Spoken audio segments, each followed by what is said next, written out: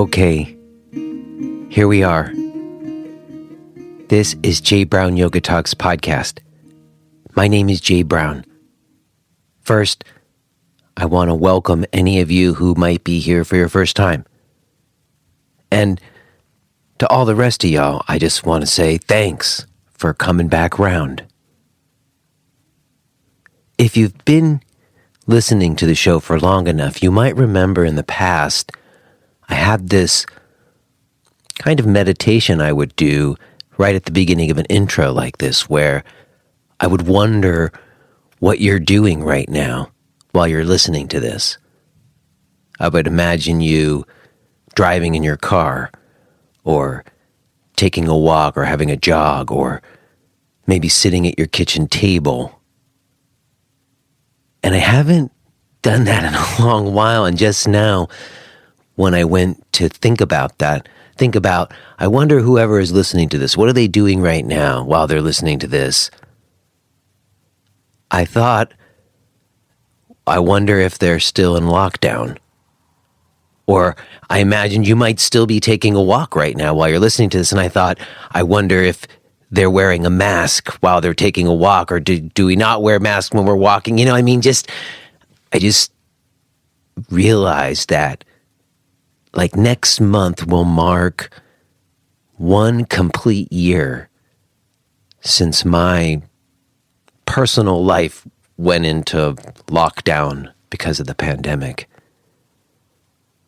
And I remember maybe like 2 or 3 months in, I was having a conversation with someone, I don't remember who, but they were like a doctor, I believe, or someone who had spoken to an epidemiologist friend, and they said, if you look at the history of pandemics, you have to expect that this is going to last anywhere from 12 to 18 months. And I thought, 12 to 18 months, that's crazy. But next month we'll make that first 12-month mark, and it still certainly seems like we've got more to go.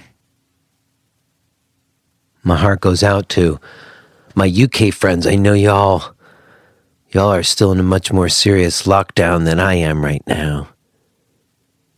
And shout out to all those other places in the world that are doing much better, managing the situation better than we are here in the USA.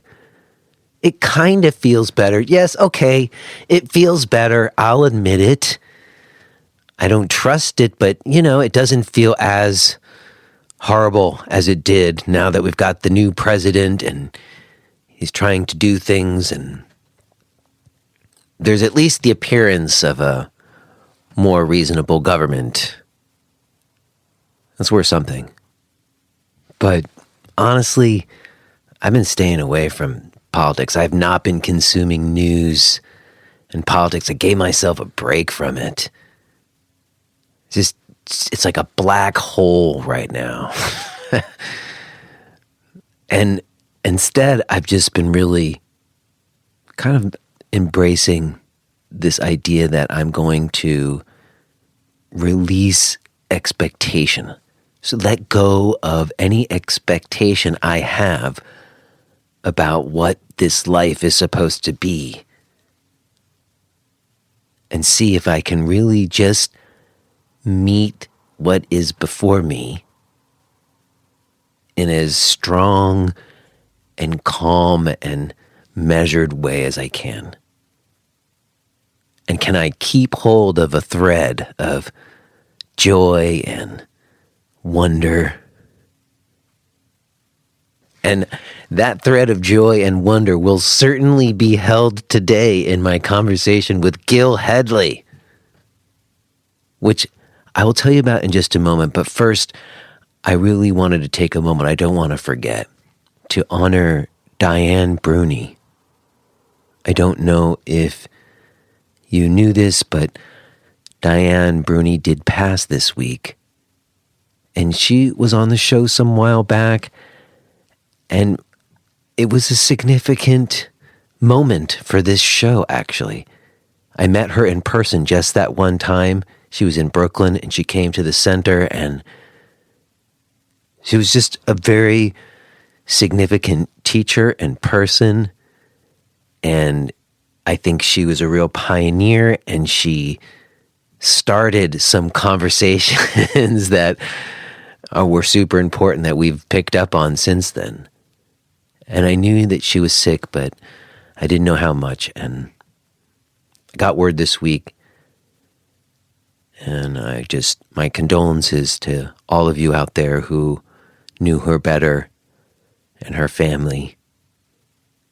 And we've gone ahead and made the episode with Diane free again. It's over a year old, so it had gone into the archive. But if you go back through, if you scroll down through the free public feed, you can go and listen to the episode that I recorded with Diane. I am grateful to have had a chance to meet her, and may she rest in peace. And it is with the same reverence that I am happy to be bringing you today's conversation with Gil Hedley. It's a similar feeling of reverence for life that I try to have around death that I got from talking to Gil, because his inquiry into our form and what being in form means, it really is very inspiring to me. I hadn't met him before this conversation, but he's somewhat infamous in circles that I've run in the past. I know a number of teachers who did his dissection workshops, and I'd always fancied that someday I would get to do it, because everyone I know who've ever done one of his dissection workshops talks about it as this incredible, profound experience. And whenever I've said that to someone, like I mentioned it to my wife, I remember, about wanting to do a dissection workshop, she was like, ew, gross. Like, people's immediate reaction are often gross, and some people can't imagine the idea of cutting open a body. But I just knew some part of me thought, because it was Gil, and again, I don't know him, but I certainly followed his work, and in any case, this was a really wonderful opportunity to connect with him. And just given the way life is right now and the seriousness of everything, I wanted to try to, find a deep place to reside with him. And I feel like we did that. So I'm excited for you to hear that today. Real quick before we do, let me give a shout out to today's sponsor, KarmaSoft. And if you are someone who's been listening for a long time, you've heard me shouting out KarmaSoft for quite a while. If you don't know what KarmaSoft is, it's the studio management software that I used when I had my yoga center back in Brooklyn. And it is, in my mind, a much better option than MindBody Online. If you're using MindBody Online right now, you know they're sending out those emails and it's fucked. And you don't want to be dealing with that.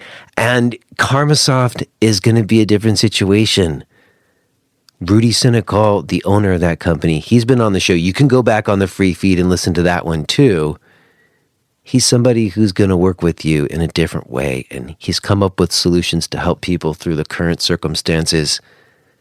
So if you are owning or managing a studio right now, or you're starting to open something, or you're dealing with a system that's working against you rather than for you, maybe now is a good time to reassess. And I think that checking out KarmaSoft would be a good idea. Go to karmasoftonline.com. Also, I would be remiss if I did not mention that this episode is also brought to you in support by podcast premium subscribers. People like Iwa Litkabak and Jamie Bushman. We are very grateful to Iwa and Jamie and all of the people who've chosen to become podcast premium subscribers. Not only do you get access to the full archives, but it is the best way to help support and sustain this show. And it makes a huge difference that people do that. And if you want to find out information about becoming a Podcast Premium subscriber, or you want to find out about any of my other stuff, my live stream classes, the weekly teacher's call I do, all of my stuff, everything can be found at jbrownyoga.com. All right, y'all. I think that's going to be it. I kind of want to get to it. So I will touch base with you on the other side. But let's listen to this conversation that I had with Gil Hedley.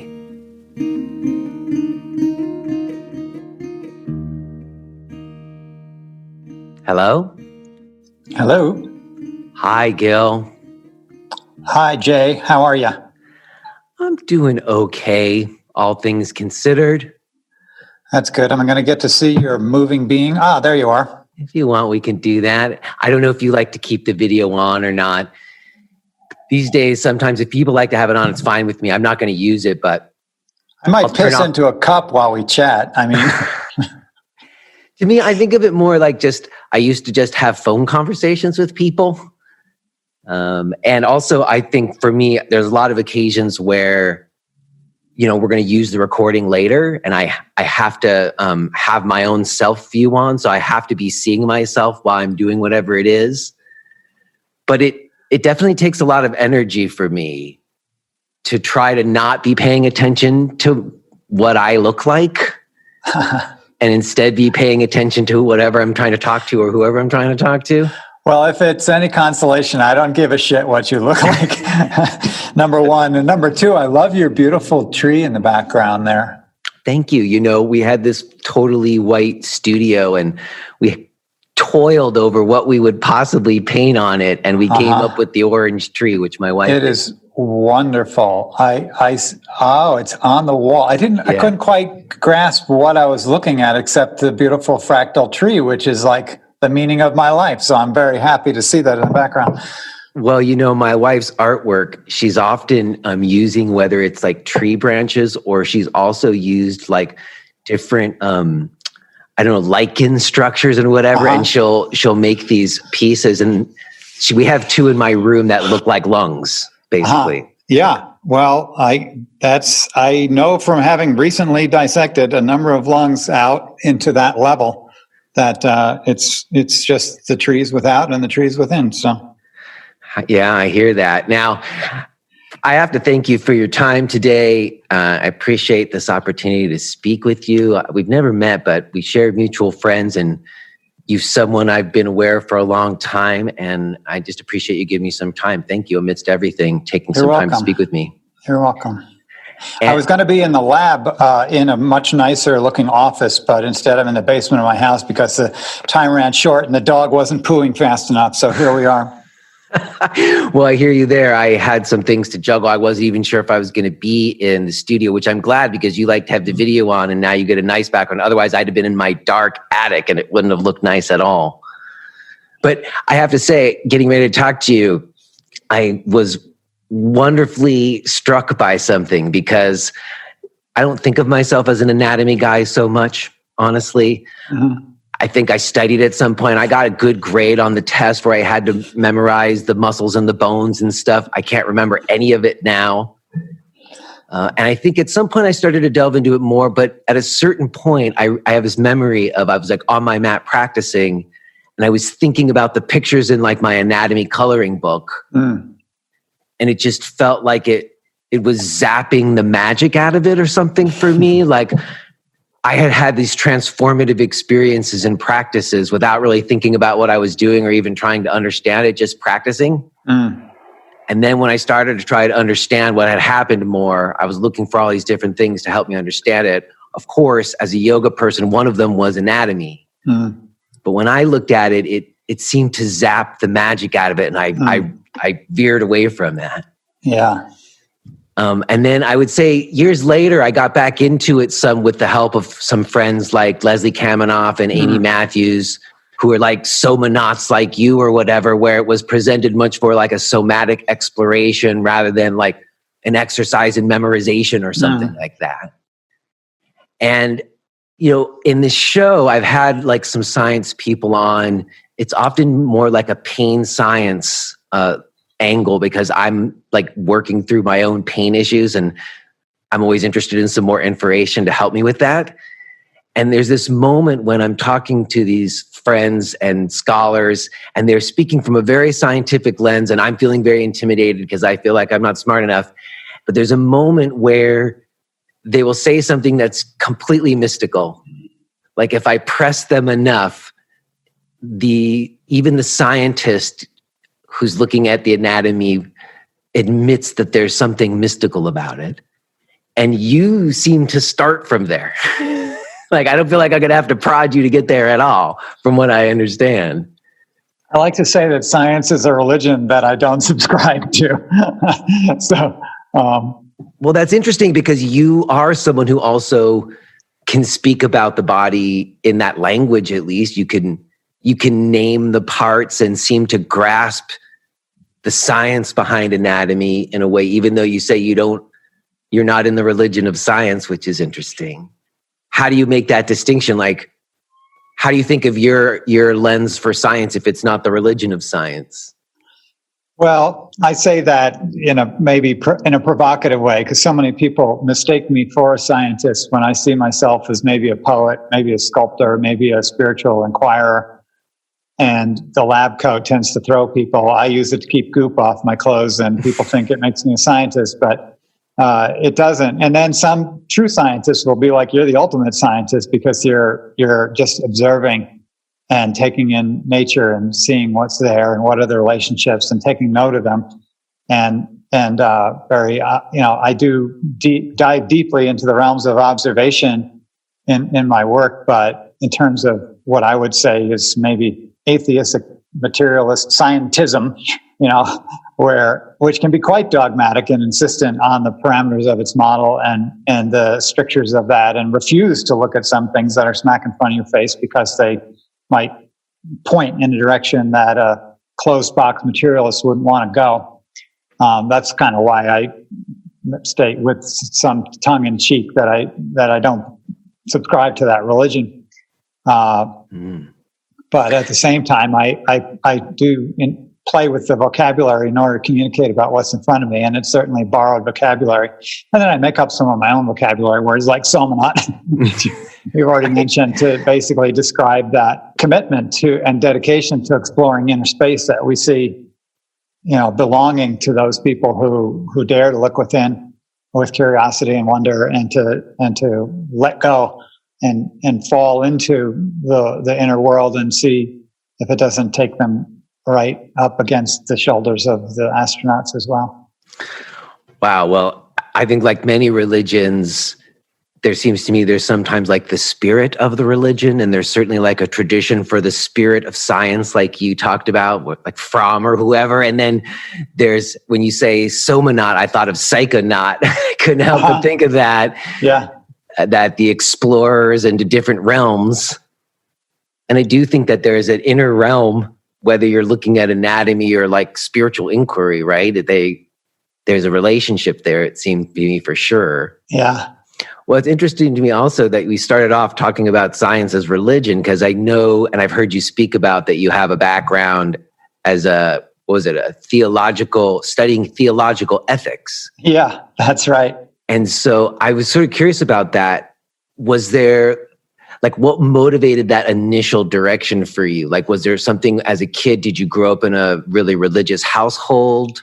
Yeah, I was raised Roman Catholic and became a very pious Roman Catholic young man, and thought that I fancied that I would become a priest someday or something like that, and looked deeply into that, and kind of kept taking steps with I would call it the most common denominator, because I couldn't really commit to that life. I had too much of an interest in the body to actually reject it that deeply. And so it didn't seem to match somehow. And so I've sort of lived out my priesthood ex-curricular or ecclesiastical. And I dropped the Catholicism many years back when my children were born. And I was like, I can work my way through that stuff, but I'm not sure I'm going to make them have to work through it. So I didn't raise my children as Catholics, and just kind of let that be something in my past. But the theological ethics came second to my interest in anthropology, actually. And I went into college. Senior year in high school, I told my friends, I'm going to go to Duke, and I'm going to study anthropology, and I'm going to get my PhD in anthropology at the University of Chicago. When I got to Duke, I went into the physical anthropology courses and enjoyed them very much, and then took cultural anthropology classes and got exposed to world religions and started taking classes in the religion department and ended up taking a class in ethics. And I was like, my entire life has been about what should I do as a Catholic? You're always in these moral quandaries every day. And so I thought, this is good. Maybe I'll figure out what's right and wrong and study ethics. And so I met the most wonderful professor who created communities of his classroom and was very hands-off and facilitated a good container in which discussions could happen. And I just went as far as I could possibly go along those lines and went to graduate school. Same thing, Duke and University of Chicago, but as an ethicist rather than as an anthropologist. And even while I was at University of Chicago, towards the very end, I was practicing Tai Chi, and then I went to Rolf Institute and learned massage. And then I wanted to do like a special study in dissection so I could understand massage better. And before you knew it, I had just come full circle back to it, but with that great platform, theological ethics and the inquiry into the moral life and the philosophy and all of that underpinning what became my real passion, which is just kind of grounding myself in my body. I was very out of body, so I found that studying anatomy and practicing as a Rolfer and as a massage therapist and as a Tai Chi guy, all those things kind of brought me into my body as a family member, as a dad. All of these things are very grounding for me. And I found that my explorations in the laboratory over all these quarter of a century plus now has been very grounding. Pull me out of the ivory tower and right into the meat of things. Well, interesting. You put it that way. I was listening to what you were saying, and I looked up theological ethics. Wow. Did you find a definition? Well, there's sort of like some wiki kind of things out there about what. Really? There's some like some boiled down ideas, and one of them I saw was basically, as I understood it, that it had to do with an examination of whether people embody their religious beliefs. That's a rare and interesting definition that I think is really nice. Really? What was the definition that you were being taught? Like, what was it when you were studying it? It wasn't about that? Well, there's ethics, which would be, say, the study of moral systems at a kind of meta level at the university level, right? Most people use morality and ethics interchangeably, but when you're a professional ethicist is once removed from morality. So the ethicist is the one who studies moral systems, and the theological ethicist is the one who studies religious moral systems, basically. So there's philosophical moral systems and political moral systems and civic discourse, but then there are those people who particularly delve into the realms of the moral systems of religious traditions, and that's what I did. So so that's kind of what it might be considered. I see. So you weren't trying to hold people to account to whether or not they were living up to what they espoused necessarily. No, more interested in actually seeing how people come to have moral positions based on reasoning that they may or may not be conscious of. Oh, right. So, and sometimes the like, for instance, authorities within a given religious system will be very conscious about how they arrive at their moral decision making, and what's the backstory to a conclusion in the with regard to the moral life. And so we would analyze that kind of thing, like. And look at it from a very, analytical, philosophical, or rational perspective, and trying to say without judgment, like, okay, so how does this religious system come to its position on whatever, abortion, family life, divorce, whatever it might be, how is it different from this group of bishops or this group of bishops in the Episcopal Church versus the Catholic Church versus this group of rabbis over here, and what is their moral reasoning like, and does it hold any water? Is it coherent and adequate to what they're trying to speak to? So I did that particularly with the popes, and I looked at their teachings on marriage, actually. And did it hold water? It held water in a way for its own, within its own system, within its own, in other words, within the terms of its own system, it held water in a way, but I challenged those terms. Interesting. I wrote a dissertation, for instance, that spoke from Catholic teachings to the popes and made some suggestions that would be at extreme variance with their conclusions. I see. So you were holding them to account a little bit, at least in a nice academic, safe way. Yeah.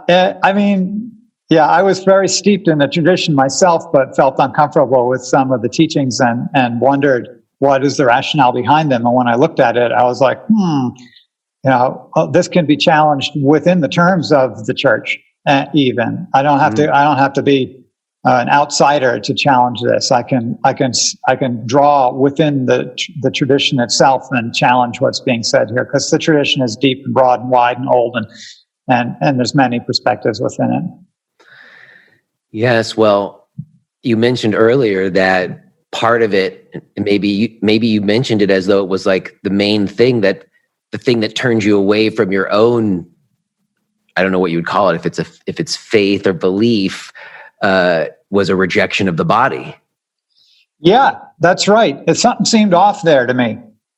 Something seemed like really off. Like, okay, we have a tradition that supposedly says the world is good.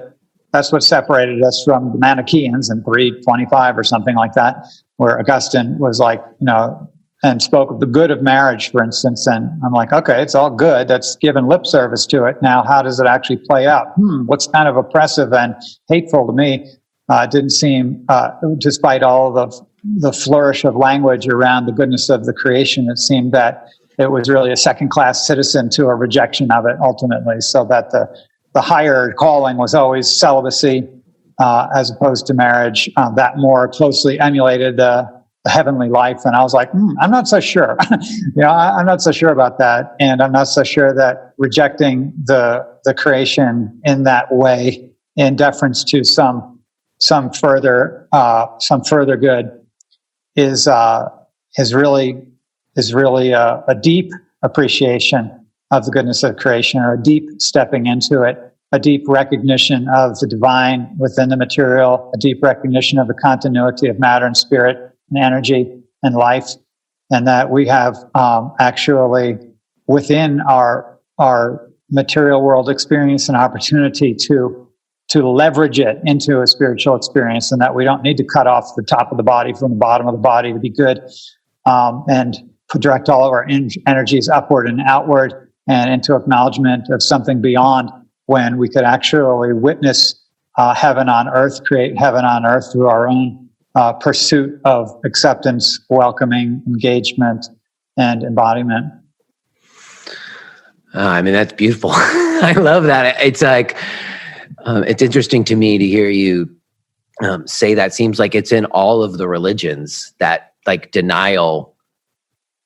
I often think of it as a denial of feminine, not like in gender, but in terms of like the mystery of it all. And throw in gender too while you're at it. Yeah, that's true. Exactly. There's a denial. Because, we're dealing with a set of religions on the planet at the moment that really kind of did reject the feminine at one point. In terms of the prior religions on the planet, and that this current wave of religions occurred and developed and was created kind of on the head, wearing a boot and standing on the head of that feminine energy and that feminine religion. And yet all the religions also have quietly incorporated that divine feminine. You would be hard-pressed to not see it everywhere, whether it be Sophia or whether it be Holy Mother Mary or whatever form it might take. That you can't stop people from acknowledging the truths that are inherent within them, even as they might project them in space as as a figure of a divine mother. Well, we certainly have tried to, I don't know, squelch it or suppress it. And I've talked about this before. I remember I talked about this with Amy Matthews when we were talking about this, like, why do we think of the body as a machine? And this is what we sort of like, we boiled it down to like a very fundamental, like, view of the world and our place in it, and the way we think about ourselves. And that leads to this idea of our bodies as machines rather than, as you described it, like a holy book or a scripture. Yeah. And further along these lines, even our blindness to this layer that I've spent so much time exposing, the superficial fascia, the fatty adipose underneath our skin. To me, that blindness that our books show to that layer of our body, that whole self-enwrapping fleece of softness around us with its emotional intensity, is to me just more of the same rejection of the feminine in every body. In your body, in my body, in the pictures from the gym of the people who've stripped themselves of their fatty layer to be good in a physical way, is somehow a part and parcel with this warping of our sensibilities in the direction of a machined masculinity over a soft, of a kinder, gentler body. Wow. I mean, I think I'll forgive me if it's a dumb question, but when you say superficial fascia, that's the fuzz, right? Like, I remember that's something else. Cause I remember I remember it must've been 10 years ago or more, you released that fuzz video. Oh, that's a long time ago. Everybody was like, oh my God. And I have to say, it did a thing for me at first where it justified something, an unconscious idea I had or model I had for the body, where it was like, oh, I have to move every day to make sure that my fuzz doesn't get stuck. If I don't move every day, it's going to, turn into adhesions. And it would be a justification for me to overwork my body, which I was already doing. It wasn't your fault. I'm so sorry. But when you say the fuzz and then you say superficial fascia, could you make the distinction for me? I know it might be a dumb question. Absolutely. So we have in the wholeness of our body differentiated many textures, right?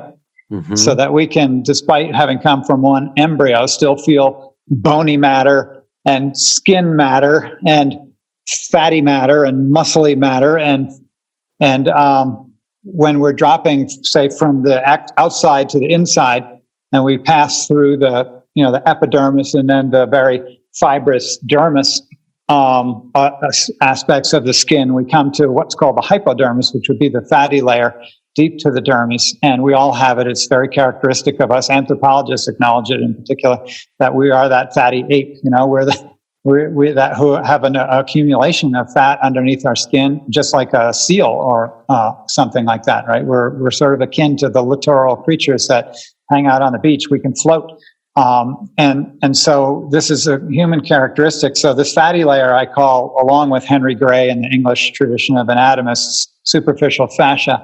And that would reference the whole fatty layer with all of its complex collagenous web or matrix that enables it to cover and bind and protect the whole body, and also includes adipocyte deposition and fatty accumulation as part of it, as part of that covering. It's a warm, fleecy covering. And then and if you look at if you just grab your arm, right, with your hand, and you feel the skin of your forearm, and you go shloop, shloop, shloop, shloop, and you can shloop your skin back and forth. Well, what you're actually shlooping back and forth is your skin and the fatty layer, the superficial fascia, over the deep layer by means of a membrane. There's a slippery membrane in there that's very distensible, and that permits of your moving your skin back and forth like that, gives there to be some distance that you can move a mole relative to a bony spot. Like, whoa, look at that, it's going somewhere. And it can go somewhere because there's a membrane there. It's a slippery, translucent, marvelous biological fabric. And in a cadaver, which is a desiccated human form, right? It's been dried out intentionally to preserve it. When you pull, say, the superficial fascia from the deep fascia, you see in between them what's kind of fuzzy cotton candy. when I first witnessed it, I had no better word for it than fuzzy cotton candy. So I called it fuzz. And that kind of, and I told stories about it for a good 10 years before I recorded that little clip that you mentioned, the fuzz speech. I have been telling that story for years as I tried myself to try and understand something that wasn't really pictured in the books, right? Like, okay, we have this and that, but what's this other thing? And so I made up this word fuzz, but as I came to understand it better, I realized, no, this isn't a problem. This isn't adhesion. This isn't a stuck thing. This is actually just the desiccated form of a slippery membrane in a dead body, and that this slippery membrane is actually the anatomy of movement. In other words, this is the very crux of our capacity to move, is this slippery membrane. And this slippery membrane in different iterations at different scales intervening between other tissues is what permits differential movement to occur. And so it's absolutely the most essential anatomical component to our capacity to move. This is what makes us different than trees, right? So, in other words, the tree is standing there and it's beautiful being in all of its majesty, and yet it can't follow us down the road. And so our capacity to have differential movement is rooted in this membrane, which looks fuzzy when it's dried and torn apart. But when it's in place in a living body, it's that which enables differential movement. So it tends not to be a particularly fatty layer like the superficial fascia. It's actually even invisible to the naked eye unless you're really paying attention, and folks haven't paid that much attention. And so it's been overlooked in a sense by me too, having perceived it in its more opaque and embalmed condition as perhaps an untoured adhesion, because it actually looks a lot like an untoured adhesion.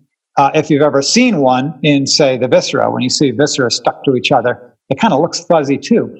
And so I extrapolated from my touring of the viscera and their untoured adhesions to the relationships of the muscle tissues that I didn't fully understand, and kind of mistook at some level that those normal and perfect relationships for adhesions because they were dry. But when I started working with the unfixed form, it sort of opened my eyes to see the movement potential of this tissue that I've been handling for so many years and asking questions about. And so the fuzz became first, I called it filmy fascia. After I called it fuzz, once I saw that it was a wet, slippery film. There's some videos of that too, right? Where it's more like elastic and you're kind of pulling on it and it springs back. And that's right. Yeah. So I called it filmy fascia. And then when I finally came to, exactly, and it was based on the texture and my experience of handling it. And then I thought, well, filmy fascia, that's kind of too quaint too. And so I made up a word for the sake of anatomical discussion and called it perifascia, because it's around the other fascia and generating the differential movement relative to the fascia of the musculature or the fatty layer. And then looking at it under a microscope, I came to see that not only is it, above and below, for instance, the deep fibrous fascia, but it actually interpenetrates it, and that the deep fascia are actually embedded in like this fibrous jelly of a different texture that enables there to be movement relative to the more force transmitting types of fibrous differentiation. Okay, so now that's much clearer. Thank you. Yeah, thanks for asking. I love any opportunity I can to correct my past ways. Well, I don't know if I have to correct your past. If you are hearing this message, then you're listening to the free version of J. Brown Yoga Talks. To hear the rest of our conversation, please subscribe to Podcast Premium at jbrownyoga.com/premium.